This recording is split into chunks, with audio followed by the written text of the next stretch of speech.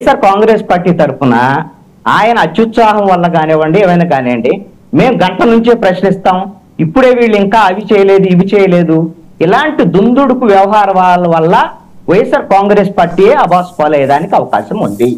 మీరు గమనించండి, వైఎస్ఆర్ కాంగ్రెస్ పార్టీ అధికారంలోకి వచ్చినప్పుడు పవన్ కళ్యాణ్ చాలా స్పష్టంగా ఏం చెప్పారు, 1 year ఈ ప్రభుత్వానికి మేము అవకాశం, వాళ్ళు ఏమైనా తప్పులు చేస్తే మాత్రమే మాట్లాడతాం, అసలు ఈ ప్రభుత్వం కన్నా అద్భుతంగా కన్నా పనిచేస్తే నేను వెళ్ళి సినిమాలు చేసుకుంటాను, నాకు విమర్శించాల్సిన అవసరం లేదని కూడా బాధ్యతగా మాట్లాడు పవన్ కళ్యాణ్ అదే బాధ్యతతో ఉన్నారు.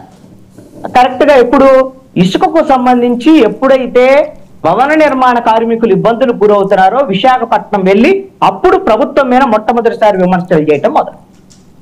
అక్కడ 108 వెహికల్స్ ఇలాంటి ప్రభుత్వ కార్యక్రమాలను కొన్నింటిని ఆయన పొగిడినటువంటి సందర్భం కూడా ఉంది.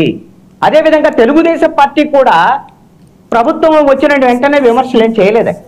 పల్నాడు ప్రాంతంలో ఎప్పుడైతే తెలుగుదేశం పార్టీకి సంబంధించినటువంటి నాయకుల మీద దాడులు జరిగినటువంటి సందర్భం, ఆ ప్రాంతం నుంచి వాళ్ళు బయటికి వెళ్లాల్సినటువంటి పరిస్థితులు, అలాంటి సందర్భంలో మాత్రమే ప్రభుత్వ చర్యలను వాళ్ళు ఆ రోజున మాట్లాడినటువంటి పరిస్థితి. ఈ రోజున వైఎస్ఆర్ కాంగ్రెస్ పార్టీ కూడా ప్రతిపక్షం అనేటువంటి ఒక బాధ్యత ఇచ్చారని ప్రజలు ఇచ్చారని ఒప్పుకుంటున్నారు కదా.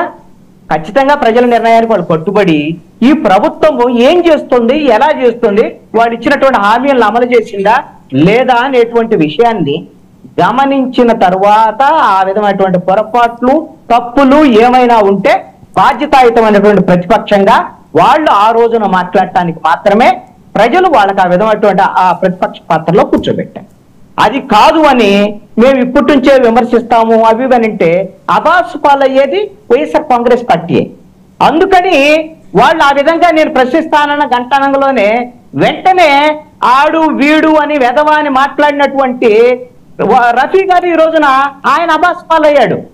ఈ రోజున ప్రభుత్వం అంతా వాళ్ళకి ఆల్రెడీ పవర్ వచ్చింది, మీరే ముఖ్యమంత్రి, మీరే ఉప ముఖ్యమంత్రి, మీకు పాలన ఇచ్చారు, మీరు చేసేదాన్ని వాళ్ళు ప్రశ్నించేది మాత్రం వాళ్ళ వాయిస్ ఎంత ఉంటది, మీ వాయిస్ ఏమిటి పరిస్థితి, పొద్దున అసెంబ్లీలో వాళ్ళు ఎంత మేరకు మాట్లాడగలరు, 11 మంది వాళ్ళు, ఇదే పరిస్థితి. మీరు ఆవేశంగా అరవక్కర్లా.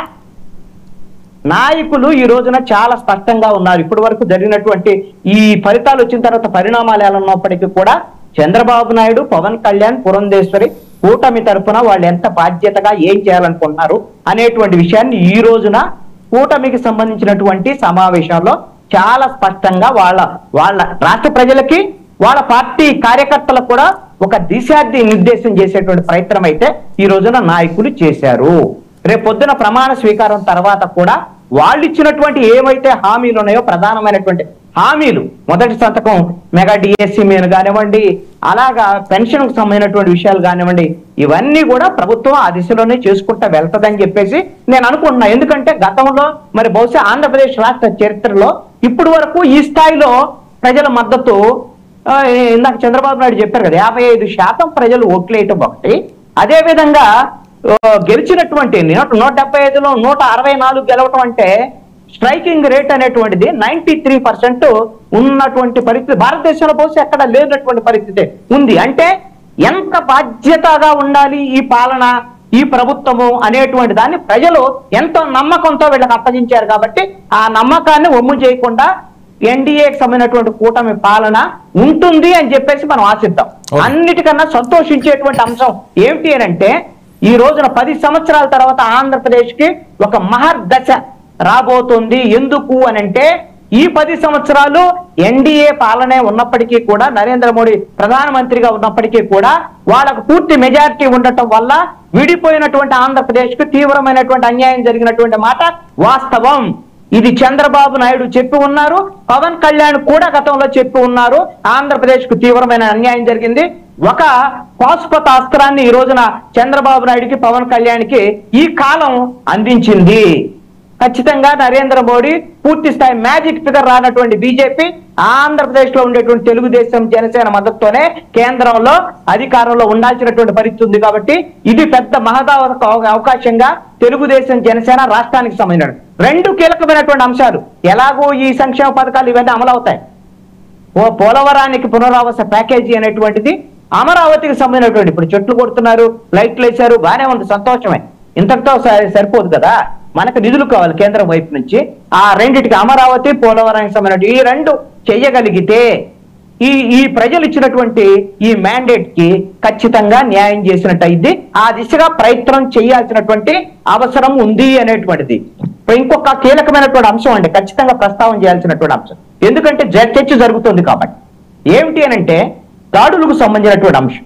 ఇప్పుడు రఫీ గారు ఏమంటారు, మా వాళ్ళ మీద దాడులు చేశారంటే రఫీ గారు అన్నారు. అదే విధంగా వైఎస్ఆర్ కాంగ్రెస్ పార్టీ వాళ్ళు ఏమంటారు, మా వాళ్ళ మీద దాడులు చేశారు.